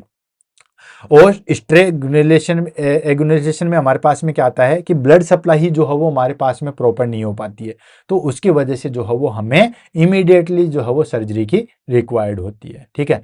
सर्जिकल मैनेजमेंट में हम क्या क्या कर सकते हैं इसको हम ले लेते हैं, ठीक है। तो सर्जिकल मैनेजमेंट में हमारे पास में पहले आ जाएगी दैट इज कॉल्ड हर्नियोपी, ठीक है। हर्नियोपी में क्या होता है दोस्तों कि hernia sac is removed defected closed with suture use in small hernia. Small hernia होता है तो जो शेक है, ठीक है, उसको हम रिमूव कर देते हैं और छोटा सा सूचर लगा के उसको ठीक कर दिया जाता है। लेकिन ध्यान रखना दोस्तों, ये जो हमारे पास में हर्नियोपैथी है, ठीक है, हर्नियोपैथी जो है वो हमारे पास में सिर्फ और सिर्फ स्मॉल हर्निया के लिए ही की जाती है। अगर लार्ज स्केल पे हर्निया है या हर्निया में ऑर्गन या प्रोट्रूजन जो है वो लार्ज स्केल पे हो चुका है, उस कंडीशन में हम कभी भी जो है वो ये नहीं करते हैं, ठीक है। यानी कि हर्निया सेक जो है वो उसको रिमूव कर दिया जाता है और डिफेक्टेड क्लोज विथ सूचर के द्वारा जो है वो उसको कर दिया जाता है। बट ये स्मॉल हर्निया में ही काम में लिया जाता है। जो लार्ज हर्निया है उसके लिए हम करते हैं हर्नियोप्लास्टी। क्लियर है। तो दोनों में डिफरेंशिएट रखना, हर्नियोप्लास्टी लार्ज स्केल के लिए, हर्नियोपैथी जो है वो हमारे पास में स्केल जो है वो छोटे हर्निया के लिए किया जाता है। हर्नियोप्लास्टी में क्या करते हैं, इसको हम मेश रिपेयर भी जो है मेश भी हम काम में लेते हैं। मेश क्या है, एक जालीनुमा जो है वो संरचना आती है, मेश लगा के ठीक किया जाता है। कैसे? जैसे मान लो ये हर्निया है, पहले इसको देख लीजिए, ये हमारे पास में हर्निया है, ठीक है, ये ऑर्गन था, ये ऑर्गन का जो है प्रोट्रूजन हो चुका है, इस तरीके से ये जो है हमारे पास में बाहर निकल चुका है। ये मसल्स है और इस मसल्स वाले एरिया को क्रॉस करके यहाँ पे जो है वो बाहर निकल चुका है। तो इसमें हम क्या करते हैं दोस्तों, इसमें हमारे पास में यहाँ पे सूचरिंग की जाती है और नीचे इस इंटेस्टाइन को अंदर धकेला जाता है। ये देखो ये ऑर्गन इस तरीके से हो गया, इसको अंदर धकेलने के बाद नीचे की साइड में मेश लगाई जाती है। मेश किस लिए? जालीनुमा संरचना के लिए। आपको पता है कोई भी चीज जब जाली लगाते हैं तो मजबूती प्रदान होती है, तो इसमें मेश लगा दी जाती है ताकि वापस से यहाँ पे इसको क्रॉस करके वापस ना। अगर आपने सिंपली सूचर अगर लगा दिए और यहाँ पे प्रेशर अप्लाई ज्यादा हो जाएगा, यहाँ पे प्रेशर जो है वो ज्यादा बढ़ जाएगा, तो क्या करेगा वापस से इस सूचर वाले एरिया को और इंसिजन हर्निया हो जाएगा। ठीक है, तो इसके लिए क्या करते हैं नीचे मेश लगा देते हैं। इस तरीके से जो है वो जालीनुमा संरचना जो है वो लगा दी जाती है। ये आप देख रहे हो। ठीक है, तो ये जो व्हाइट कलर की है ये आती है प्रोस्थेटिक मेश। ठीक है, मेश जो है वो लगा दी जाती है, फिर सूचर कर दिया जाता है ताकि ये ऑर्गन अगर यहाँ पे प्रेशर भी बढ़ेगा तो ये आगे की तरफ जो है वो नहीं जाएगा। क्लियर है? तो डिफेक्टेड री enforced by synthetic mesh that is का लिस्नेटिक रिपेयर। ये गोल्ड स्टैंडर्ड टेस्ट, ये गोल्ड स्टैंडर्ड जो है वो हमारे पास में सर्जरी होती है किसकी? इंग्युनल हर्निया की। इंग्युनल हर्निया में हम जो है वो मेश लगाते ही लगाते हैं। ये हो गया हमारे पास में दोस्तों हर्नियोप्लास्टी। क्लियर है? नेक्स्ट आ जाता है लेप्रोस्कोपिक हर्निया रिपेयर। चीज वही है, सर्जरी है लेप्रोस्कोपिक की सहायता से। ठीक है, लेप्रोस्कोपिक सर्जरी की सहायता से या लेप्रोस्कोप के द्वारा जो है वो हर्निया ठीक करते हैं, that is called laparoscopic hernia repair. ठीक है, जिसको हम लेप्रोस्कोपी भी हम बोलते हैं। ठीक, वही हर्नियोप्लास्टी होती है लेकिन इसमें हम जो है वो दोस्तों लेप्रोस्कोपी की सहायता से करते हैं। तो ये हमारे पास में जो है वो दो तरीके की होती है, एक होती है TAPP, एक होती है TEP। TAPP होती है trans abdominal pre peritoneal repair, यानी कि पहले जो है वो हम एब्डोमिनल और पेरिटोनियल को जो है वो रिपेयर करते हैं, देन उसके बाद आगे की तरफ बढ़ते हैं। नेक्स्ट आता है टोटली एक्स्ट्रा पेरिटोनियल रिपेयर। ठीक है, इसमें हमारे पास में क्या बेनिफिट है लेप्रोस्कोपी में आपको पता ही है। ओपन सर्जरी में और लेप्रोस्कोपी में क्या डिफरेंस है? बेनिफिट ये होता है कि इसके अंदर पेन जो है वो हमारे पास में कम होता है, लेस पेन होता है, फास्टर रिकवरी होती है और मिनिमल स्कार होता है। ऑफ कोर्स लेप्रोस्कोपी से करते हैं तो सिर्फ छोटे छोटे जो है वो 3 छेद ही बनते हैं, उन्हीं छेद के द्वारा जो है वो उसको ट्रीट किया जाता है। तो ये आ गया हमारे पास में लेप्रोस्कोपिक हर्निया रिपेयर। तो हर्नियोप्लास्टी देखा हमने, छोटे हर्निया के लिए किया जाता है, उसमें हम थोड़ा सा कट लगा के सूचर लगा के ठीक कर दिया जाता है। सेकंड आ जाता है हर्नियोप्लास्टी, बड़े हर्निया के लिए किया जाता है, स्पेशली जो है वो इंग्युनल हर्निया में किया जाता है। इसमें हम ऑर्गन को अंदर फिट करके मेश लगा दिया जाता है, जाल लगा के फिर सूचरिंग की जाती है। और नेक्स्ट आ गया लेप्रोस्कोपी। लेप्रोस्कोपी की सहायता से जो है वो हर्निया को ठीक करते हैं, that is called laparoscopy hernia repair. Next आता है इमरजेंसी सर्जरी। आपको पता ही है जितने भी हमारे पास में हर्निया है उसको हम कुछ समय के लिए पोस्टपोन्ड कर सकते हैं, लेकिन हमारे पास में ऑब्स्ट्रक्टेड हर्निया है या स्ट्रेगुलेटेड हर्निया है, उस कंडीशन में हम कभी भी पोस्टपोन्ड नहीं करते हैं। क्योंकि ऑब्स्ट्रक्टेड हर्निया में तो क्या होता है, सिर्फ ब्लड सप्लाई ठीक रहती है, बाकी सब ऑब्स्ट्रक्शन हो जाता है। यानी कि जो हमारे पास में ऑब्स्ट्रक्शन हो जाएगा एक्सेप्ट, ये ले लो, ये देता हूं, obstruction except blood vessels. Blood vessels के अलावा जो है वो सारी चीजों का ऑब्स्ट्रक्शन हो जाएगा। ठीक है, यानी कि कुल मिला के हमारे पास में जैसे इंटेस्टाइनल ऑब्स्ट्रक्शन, खाना पीना सब बंद हो जाएगा, ब्लड सप्लाई प्रॉपर रहेगी। तो ये हमारे पास में ऑब्स्ट्रक्टेड हर्निया है, ये कम डेंजरस होता है। बट जो हमारे पास में स्ट्रेगुलेटेड हर्निया है ये सबसे ज्यादा डेंजरस है। सबसे जितने भी हर्निया है उसमें सबसे ज्यादा डेंजर है। इसके अंदर क्या होता है, सब चीजों का ऑब्स्ट्रक्शन हो जाता है। ठीक है, ब्लड सप्लाई भी जो है वो हमारे पास में स्टॉप हो जाती है, ब्लड सप्लाई जो है वो स्टॉप हो जाती है। इसको हम बोलते हैं दोस्तों स्ट्रेगुलेटेड हर्निया। ठीक है, तो ये होता है हमारे पास में release of strangulation, resection of necrotic bowel if required.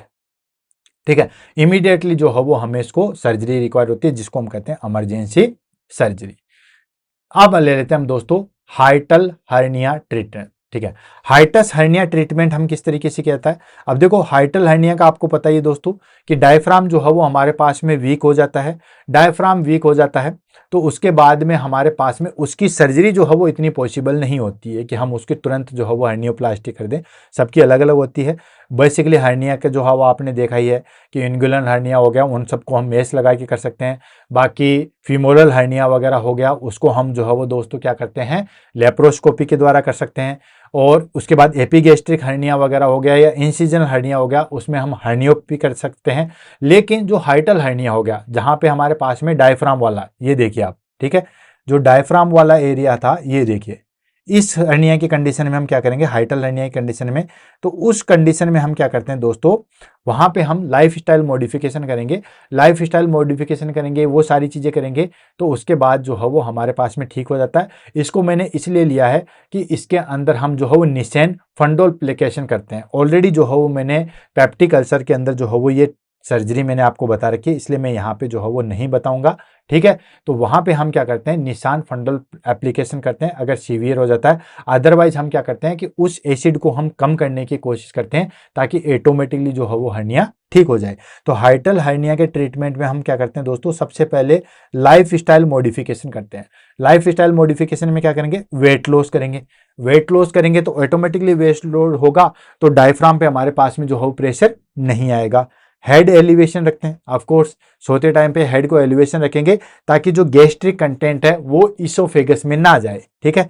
And avoid heavy meals, ठीक है, हेवी मील्स को अवॉइड करेंगे। आपको 10 रोटी खाना है, बेशक खाइए, ठीक है। आपको पूरे दिन के अंदर 10 रोटी खाना है तो आप सुबह 5 शाम को 5 ऐसे मत खाइए आप, ठीक है। आप 2-2 करके जो है वो खाइए, हर 3-3 घंटे में खाना खाइए। आप भले ही 10 रोटी खाइए पर हर 2-2 3-3 घंटे में जो है वो खाना चाहिए, ठीक है। तो इसमें हमारे पास में क्या करते हैं, वेट लॉस करते हैं, हेड एलिवेशन करते हैं ताकि गैस्ट्रिक कंटेंट वापस इसोफेगस में ना जाए, अवॉइड हेवी मील को अवॉइड करते हैं, and no lying after the food. खाना खाने के जस्ट बाद जो है वो लेटते नहीं है। क्यों? क्योंकि खाना खाने के बाद अगर जस्ट बाद आपने लेट लिया तो फिर उसके बाद में जो है वो गैस्ट्रिक इरिटेशन होगा। ड्रग्स के रूप में हम क्या देते हैं दोस्तों, ड्रग्स के रूप में हम एंटाइसिड देते हैं, ठीक है, जैसे रेलसर जेल आती है, ठीक है। H2 ब्लॉकर देते हैं, ठीक है, जैसे रेंटेक आती थी। प्रोटीन पंप इनिबिटर देते हैं, जैसे पेंटापेराजोल आता है या पेंटोप के नाम से आती है, ठीक है। तो ये सारे अलग अलग काम करते हैं दोस्तों। ये बेसिकली हमारे पास में जैसे एंटाइसिड क्या करते हैं कि जो एसिड हमारे पास में सीक्रेट हो चुका है उसको खत्म करता है, ठीक है। जो सीक्रेट हो चुका है एसिड उसको जो है वो हमारे पास में खत्म करता है। जैसे स्टोमक के अंदर एसीएल आ गया तो हम लेजर जेल लेते हैं तो जो एसिड हमारे पास में स्टोमक के अंदर उसको न्यूट्रलाइज कर देगा। H2 ब्लॉकर है, वो हमारे पास में नर्व स्टिमुलेशन को रिड्यूस करता है, ठीक है। तो नर्व स्टिमुलेशन को रिड्यूस करेगा जिसकी वजह से क्या होगा, HCl कम सीक्रेट होगा। प्रोटीन पंप इनिबिटर भी क्या करता है हमारे पास में कि जो हमारे पास में जो HCl को प्रोडक्शन वाली सेल्स है उसके चैनल्स को बंद कर देता है, फिर HCl जो है वो कम प्रोड्यूस होगा, ठीक है। और इसके अंदर जो है वो सर्जरी की जाती है, इसके अंदर निशान फंडोल प्लेग एप्लीकेशन किया जाता है। निशान फंडो एप्लीकेशन की सर्जरी मैंने ऑलरेडी जो है वो पेप्टिक अल्सर के अंदर बता रखी है। पेप्टिक अल्सर ऑलरेडी जो है वो हमारे पास में हो चुका है। अब फटाफट जो है वो हम इसका नर्सिंग मैनेजमेंट ले लेते हैं, देन उसके बाद जो है वो इस टॉपिक को फिनिश करते हैं। तो नर्सिंग मैनेजमेंट में हम तीनों ले लेंगे। प्री ऑपरेटिव केयर क्या करेंगे, इंट्रा ऑपरेटिव में तो आपको पता है सर्जरी करेंगे, एंड पोस्ट ऑपरेटिव, ठीक है। तो तीनों को हम ले लेते हैं, देन उसके बाद आगे बढ़ते हैं, ठीक है। तो फटाफट हम ले लेते हैं प्री ऑपरेटिव।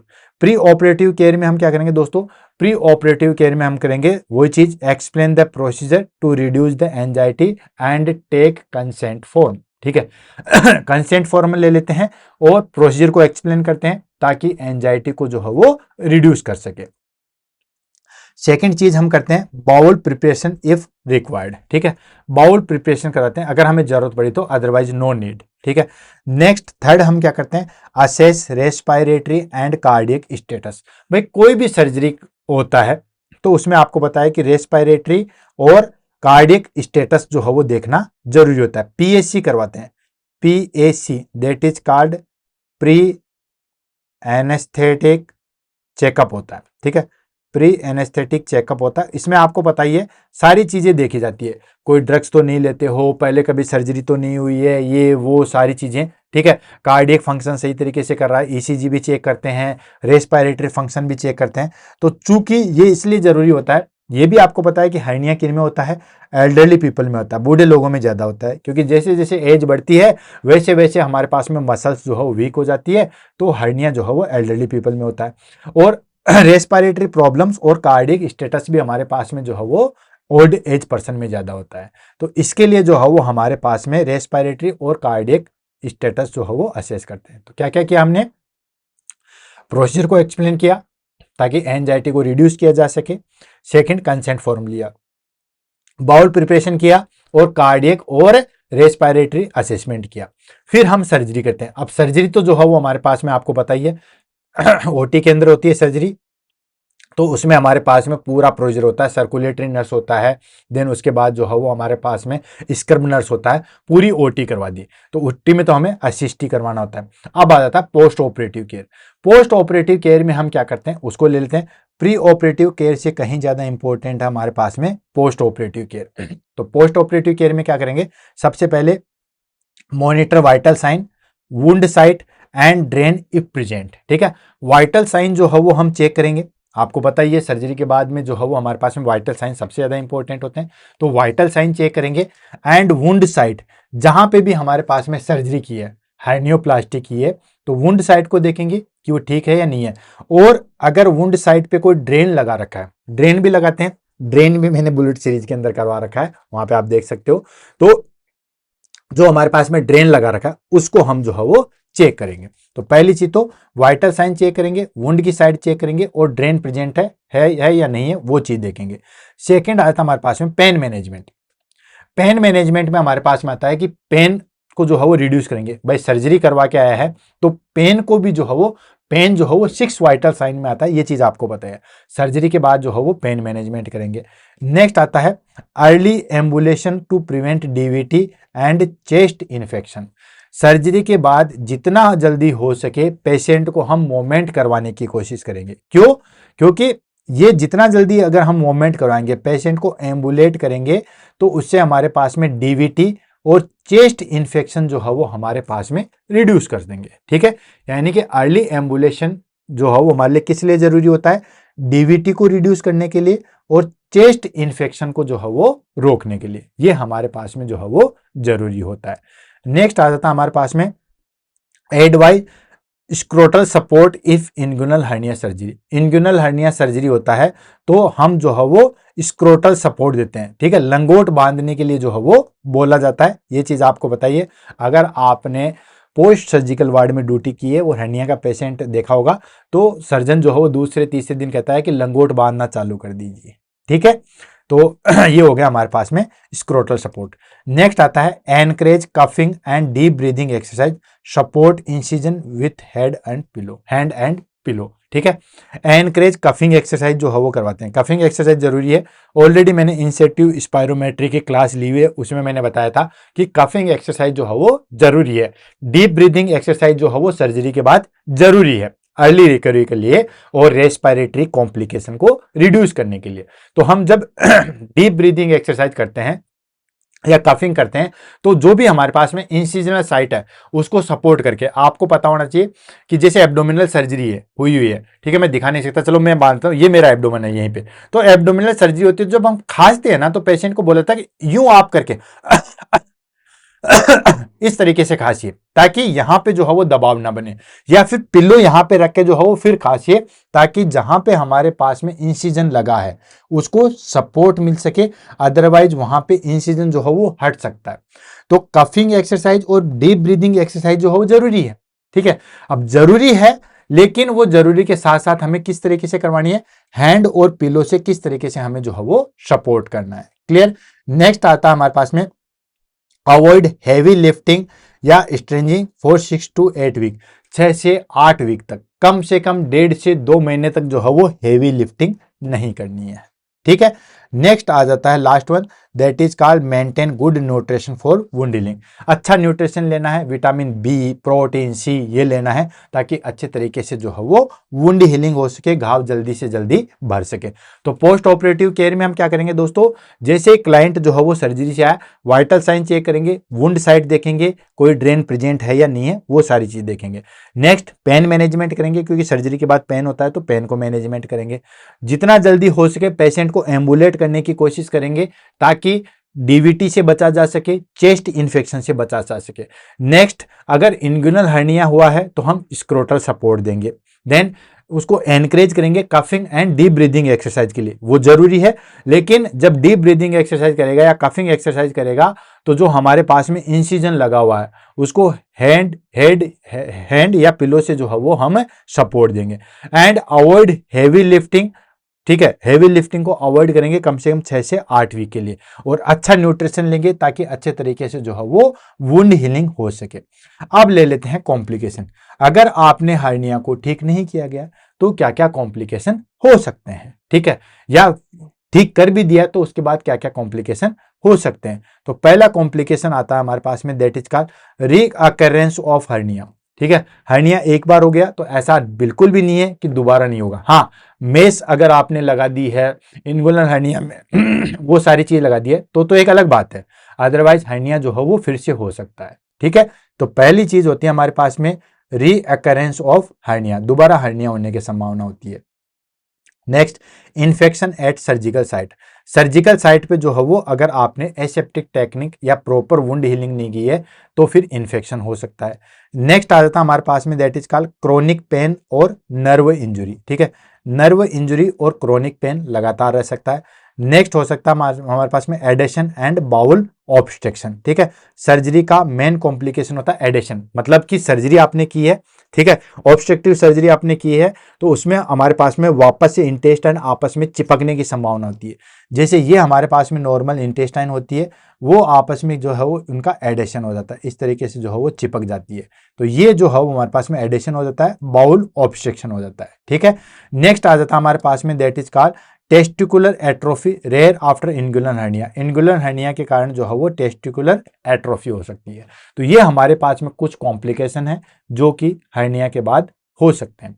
फटाफट जो है वो इसकी समरी ले लेते हैं, देन इस टॉपिक को जो है वो हम फिनिश कर लेते हैं। तो दोस्तों आपको पता ही है हर्निया क्या था। हर्निया था हमारे पास में किसी भी ऑर्गन या टिश्यू का जो है प्रोट्रूजन हो जाता है किसी भी वीक मसल्स की वजह से, इसको हम कहते हैं हर्निया। ये अलग अलग टाइप का होता है, साइट के अनुसार भी हमने देखा था एंड ड्यूरेशन के अनुसार भी देखा था, इंग्यूनल, फीमोरल, अम्बिलिकल, इंसिजनल, देन उसके बाद हाइटल, ये सारी चीज़ें थी। डेफिनेटिव ट्रीटमेंट आपको पता है सर्जिकल मैनेजमेंट है। ठीक है, देन जो हमारे पास में स्ट्रगुलेटेड हर्निया होता है वो इमरजेंसी में ट्रीटमेंट आता है, और नर्सिंग केयर प्री में हम किस तरीके से करते हैं, पोस्ट में हम किस तरीके से करते हैं, वो सारी चीज़ों को हमने एक्सप्लेन किया है। तो ये देखिए, a hernia is a protrusion of abdominal content through a weak spot into the wall. ठीक है, कि हर्निया क्या है, वो प्रोट्रूजन होता है एब्डोमिनल कंटेंट का जो अपनी जगह से हट जाता है, दैट इज कॉल्ड हर्निया होता है। Type included inguinal, femoral, umbilical, incisional, epigastric and hiatus hernia. ठीक है, बहुत सारे इसके टाइप होते हैं जो कि हमने डिस्कस किए। कौन कौन से हो गए दोस्तों, इंग्यूनल हर्निया होता है, ठीक है, फीमोरल हर्निया होता है, अम्बिलिकल हर्निया होता है, इंसिजनल हर्निया होता है, एपिगैस्ट्रिक हर्निया होता है और हाइटल हर्निया होता है। सबके बारे में मैंने डिटेल से जो है वो आपको एक्सप्लेन किया था, इमेज बेस के द्वारा मैंने आपको बताया था। Then definitive management is surgical repair. आपको पता है सर, हमारे पास में हर्निया का जो है वो डेफिनेटिव ट्रीटमेंट क्या होता है दोस्तों, सर्जिकल रिपेयर होता है। ठीक है, सर्जरी के द्वारा ही जो है वो हम इसको ठीक कर सकते हैं। ठीक है, जिसमें हमारे पास में हर्नियोहेपी, मेश रिपेयर जिसको हम हर्नियोप्लास्टी करते हैं, एंड लेप्रोस्कोपी रिपेयर जो है वो हम करते हैं। देन स्ट्रेगुलेटेड हर्निया जो है वो हमारे पास में सर्जिकल इमरजेंसी में आता है। क्यों आता है, क्योंकि इस हर्निया के अंदर दोस्तों हमारे पास में ऑब्स्ट्रक्शन भी हो जाता है, ब्लड सप्लाई भी रुक जाती है, ईच एंड एवरीथिंग बंद हो जाता है, तो ये इमीडिएटली जो है वो सर्जरी रिक्वायर्ड होता है। Nursing care focuses on, nursing care जो है वो pre and post operative support पे होता है, पेन रिलीफ पे होता है, इन्फेक्शन को कंट्रोल कंट्रोल पे होता है एंड पेशेंट एजुकेशन पे होता है, जो मैंने आपको सारी चीज़ें बताई थी। प्रॉपर न्यूट्रिशन होना चाहिए, proper deep breathing and coughing exercise होनी चाहिए, देन उसके बाद इन्फेक्शन से प्रिवेंट होना चाहिए, अगर कोई ड्रेन लगा तो उसको मैनेज करना चाहिए, देन उसके बाद पेन मैनेजमेंट के लिए जो है वो आपको प्रॉपर चीज़ें होनी चाहिए, हेल्थ एजुकेशन के रूप में होना चाहिए। ये सारी की सारी चीज़ें जो है वो मैंने आपको बहुत अच्छी तरीके से जो है वो यहाँ पे बता रखी है, ठीक है। तो इस तरीके से हमने जो है वो आज के अंदर क्लास के अंदर हर्निया पढ़ा था, डेफिनेशन से शुरू की थी, नर्सिंग मैनेजमेंट पे हमने खत्म किया था। सबसे ज़्यादा क्वेश्चन जो है वो इसके टाइप पे ही पूछे जाते हैं, जो कोई हमने अलग अलग तरीके से जो है वो कैटेगराइज करके जो है वो हमने पढ़ा था। क्लियर है दोस्तों? तो दोस्तों इसी के साथ जो है वो हमारे पास में आज की क्लास जो है वो यहीं पे फिनिश होती है दोस्तों। मिलते हैं कल सुबह 7 बजे नई वीडियो के साथ।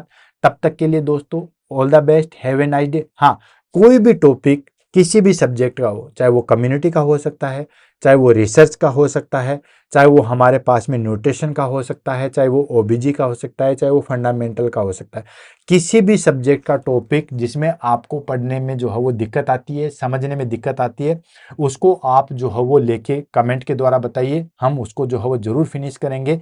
देन उसके साथ साथ जो है वो आप अगर कोई पर्टिकुलर टॉपिक नहीं समझ में आता उसको भी बताइए। क्लास कैसे लगी उसके बारे में जो है वो 2 शब्द जरूर कहिएगा दोस्तों, क्योंकि एक्चुअली क्या होता है कि जो हमारे पास में ऑफलाइन क्लासेस होती है उसमें तो स्टूडेंट सामने होता है, तो हम स्टूडेंट से फीडबैक ले लेते हैं, ठीक है, क्लास कैसी लगी, किसको क्या समझ में आया नहीं आया, वो सारी चीजें। लेकिन ऑनलाइन क्लासेज में हमारे पास में फीडबैक का सिर्फ और सिर्फ एक ही जरिया होता है, और वो जरिया होता है दोस्तों आपके कमेंट। तो क्लास कैसे लगी उसके बारे में जरूर कमेंट कीजिएगा। तब तक के लिए all the best, have a nice day, thank you so much.